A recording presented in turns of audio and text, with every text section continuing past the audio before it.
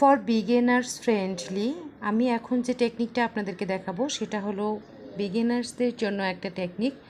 বুঝতে হবে যে কিভাবে আমরা একটা স্টেজকে ইনক্রিজ করি এবং ডিক্রিজ করি। যখন আমাদের ইনক্রিজ করার প্রয়োজন হয় তখন আমরা কিভাবে করি, এবং যখন আমাদের ডিক্রিজ করার প্রয়োজন হয় তখন আমরা কিভাবে করি। তো আমি এখানে তোমাদের এই টেকনিকটা দেখিয়ে দিব, ছোট্ট একটি স্টিচ প্যাটার্ন। এটাকে বুঝতে গেলে ঠিক এইভাবে আমি এখানে একটা স্টিচ ইনক্রিজ করব এবং এখানে ডিক্রিজ করব।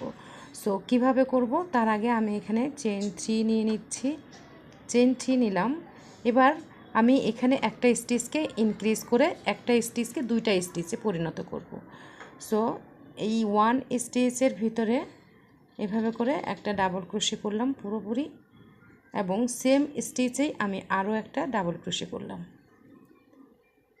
এই যে স্টিচটা, এটাকে বলা হয় ইনক্রিজ স্টিচ। একটাকে থেকে দুইটা স্টিচকে তৈরি করলাম।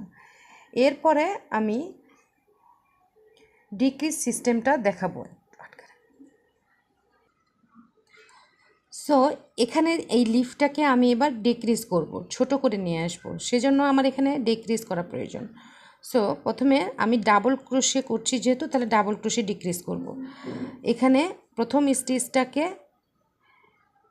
দিছি, আনডান করলাম, এবং পরের স্টিচটাকে আবার নিলাম এভাবে দিয়ে ইয়ার্ন ওভার করলাম 2 লুপসের ভিতরে। এবার দুইটা স্টিচকে আমি আনডান রেখে কাজ করছি। এখানে হুকের মধ্যে রয়েছে 3টা লুপস। এখন এই 3টা লুপসকে একসঙ্গে পুল থ্রু করব, মানে হুকটা বের করে নিয়ে আসব।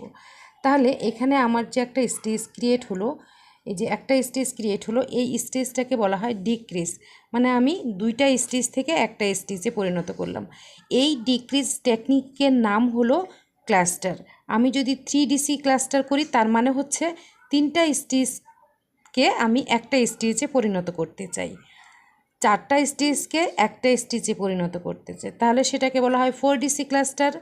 যেহেতু আমি এখানে 2 স্টিচকে একটা স্টিচে পরিণত করেছি, তাই এর নাম হলো 2DC cluster. So this is the system of increase and decrease.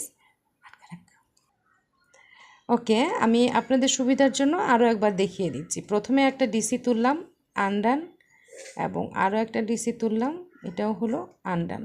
দেন এবার দুইটা ডিসিকে একসঙ্গে 3টা লুপসের ভিতর দিয়ে বের করে নিয়ে আসবো।